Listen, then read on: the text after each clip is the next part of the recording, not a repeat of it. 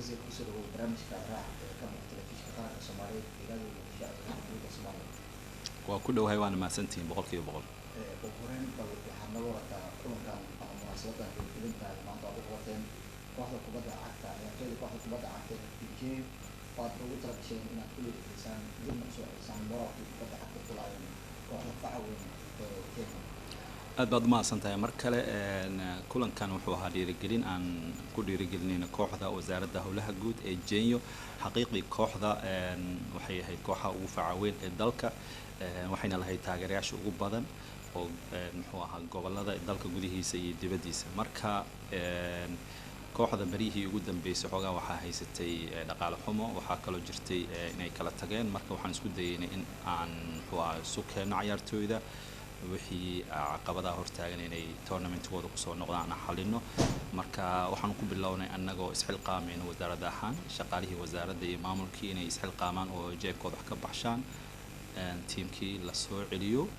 marka waxaa jira ballanqaadyo kale oo iyaguna sida ugu dhaqsiyaha badan soo gaari doono oo ay ugu horeysa agabkii dharka iyo kabihii iyo balooniyadii kadibna aan garoonkoodii ay ku almiintay jireen aan u dhisno marka stepya ayay kala leeyihiin Facebook ugu horeeya waxaan rabnaa inaan 15 January dhamaystirno tournamentiga ay tagaan lacagii horumarinta ah waan u siinay marka insha Allah waxaan rabnaa kooxda inaan u helno miisaaniyad ay kaga mid noqdaan tiimka wasaaradda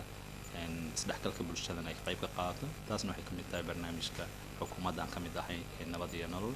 ee lagu dhiirigelinayo laguna kobcinayo dhalinyarada مديرين جدا بحاجة للدخول مصر وصارت كواحد بدأ عتيجين عن كتب انتقل إلى البلد يعني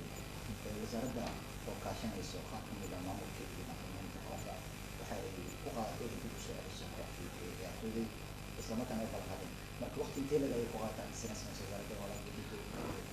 والله waxyaabihii ugu horeeyay oo maamulkayga la soo koobsaday ayaa kamid ah dhaqaale xumada kooxda Genyo team baa yimid yiraahday teamkii waa kala tagay marka waxaan u baahanahay at least inay wasaaraddu teamka dib u soo ceshato safarkii ugu horeeyay Turkiga aan magaalada Antalya mayorkeedan la kulmay ayaan si sahla arrintan ugu bandhigay waana u aqbalay marka jawaabtii rasmiga ahayd waxaan ka helay dhawaan iyagoo leh muxuu ahaa Facebook ugu horeeyay inaan kooxda u helno agabkii ay ku dheeli lahaayeen waa diyaar marka waxa kaliya inaga sugayaan waxa waaye inaanu designkii dharka aan u gudbino si degdegana ay arrintaasi ay tooga soo jawaabaan waxa xigi doona in aan garoonkii kooxda Genyo aanu dhisno iyadoo markaasi weliba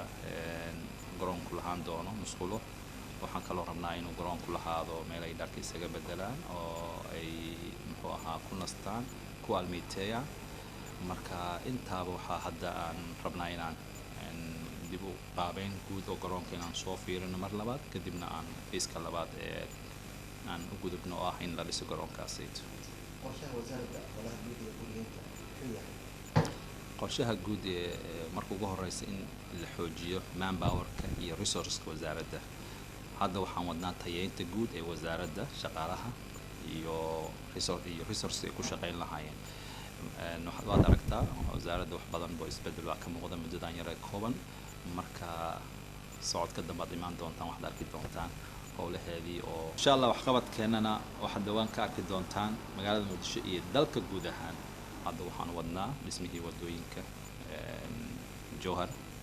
laga soo bilaabo afgooy ilaa Carbiska waxaa higi doona muxuu ahaa wadada dheer dhismaha wadada dheer dhismayaal badan oo ugu horeeyo wadada Jowhar Muqdisho Jowhar isaguna waa gacanta aan ku haynaa marka mashaariic badan baa jirta laakiin waxaan waqtigeeda ayaan rabaa inaan ka hadlo arrintaa doorka wasaaradda howlaha guud ee guryeynta ay ku leedahay ama ay ku yeelan doonto kubadda cagta طبعا نجو وزارة هان تيم كمان لكن وزارة لانيرة سبورتي أدنى نجو معلنين وزير قديجة أرن أدو قروح بدنو ولي سبورتي لانيرة كحول جنس بيدلك كودا نوان نجو مهد عنا يقوله لقى جاري سبورتي حقيقي وحا وكمدي هاي waxyaabaha curiyana nabadda isdhexgalka bulshada sidoo kale sportigu waxa way dad aan isaqoon ay isu keena